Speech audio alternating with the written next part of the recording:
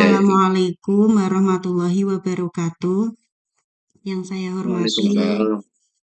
Bapak Rofiin dan Bapak Agung Guritno, saya akan mempresentasikan modul ajar saya berbasis PBL dengan tema Alhamdulillah aku bisa sholat. Kompetensi awal yaitu mengenal dan memahami rukun iman dan rukun Islam. Dalam profil pelajar Pancasila dan pelajar Rahmatan lil Alamin, siswa yang beriman dan bertakwa kepada Tuhan Yang Maha Esa. Profil pelajar Rahmatan lil Alamin yang ingin dicapai adalah siswa memahami dan melaksanakan sholat sebagai wujud iman dan takwa kepada Allah dengan sarana prasarana, alat bantu visual, Al-Quran, dan lain sebagainya. Model pembelajaran Project Based Learning yaitu melibatkan siswa dalam praktek langsung gerakan sholat, menggunakan video dan demonstrasi untuk menunjukkan cara sholat yang benar. Dan yang terakhir yaitu diskusi dan tanya jawab untuk memperdalam pemahaman siswa tentang pentingnya sholat. Kompetensi inti yaitu mengenal bacaan sholat dan kriteria ketercapaian tujuan pembelajaran. Siswa dapat menyebut bacaan-bacaan penting dalam sholat seperti takbir, surat Al-Fatihah, dan bacaan lainnya.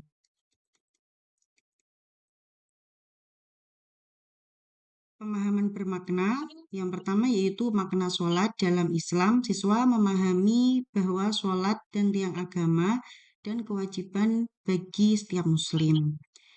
Contoh pertanyaan pemantik yaitu apa yang kamu rasakan setelah melaksanakan sholat dengan baik? Dan selanjutnya yaitu kegiatan dalam pembelajaran. Yang pertama, salam. Guru memberikan salam kepada siswa dan tujuan memperkenalkan topik dalam konteks pembelajaran seperti memulai sebuah cerita atau video kepada anak yang baru belajar sholat. Dengan cerita ini menggambarkan perjuangan, kebanggaan, dan manfaat sholat dalam kehidupan sehari-hari. Pernyataan masalah yaitu menyajikan masalah yang akan dibahas selama pembelajaran. Seperti tanyakan apa yang membuat tantangan dalam belajar sholat, dan kemudian kegiatan inti. Yang pertama yaitu eksplorasi masalah. Membagi siswa ke dalam kelompok kecil, setiap kelompok diberikan skenario yang berbeda terkait dengan tantangan dalam pembelajaran sholat, semisal sulitnya memahami gerakan, bacaan, doa dengan benar, atau kebiasaan sholat yang kurang teratur. Anak diberikan tugas untuk berdiskusi dalam kelompoknya dalam cara-cara untuk mengatasinya dan meminta untuk menghasilkan diskusi mereka. Pencarian solusi aktivitas masing-masing yaitu kelompok menyusun rencana atau strategi untuk mengatasi tantangan yang mereka hadapi.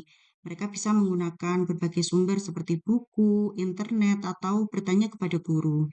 Dan siswa diberikan tugas berkelompok mempresentasikan solusi yang mereka berikan dalam menjelaskan mengenai bagaimana cara mengimplementasikan solusi tersebut dalam kehidupan sehari-hari. Yang terakhir yaitu praktek.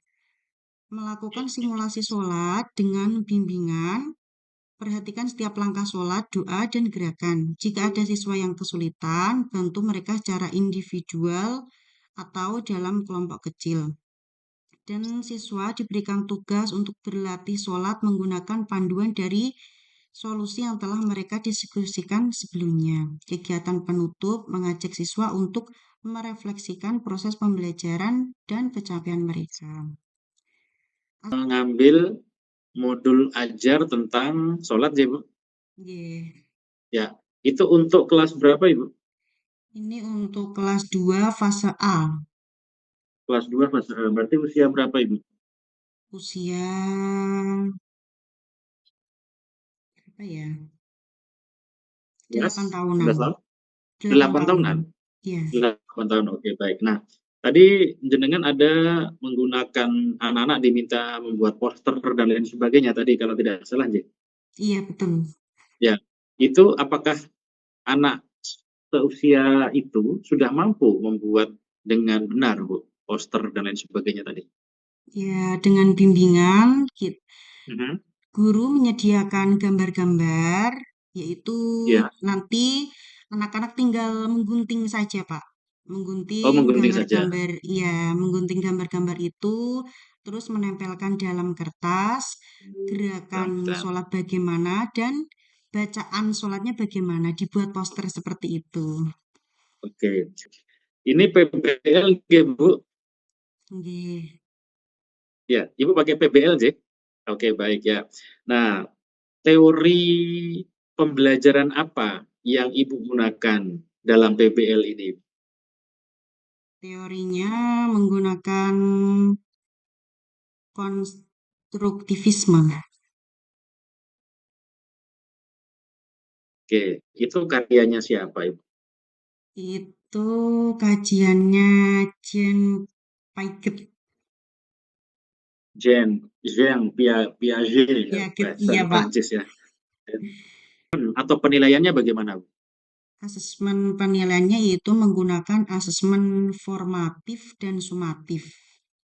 Yaitu Mhm. yang untuk formatif mengadakan kuis-kuis seperti Ya, TDA, terus soal-soal yang terkait waktu pembelajaran. Kalau sumatif menggunakan tes akhir untuk mengetahui proyek akhirnya dalam pembelajaran siswa. untuk rancangan modul proyek P5 PPRA-nya apa, Bu? Ini Pak, saya menggunakan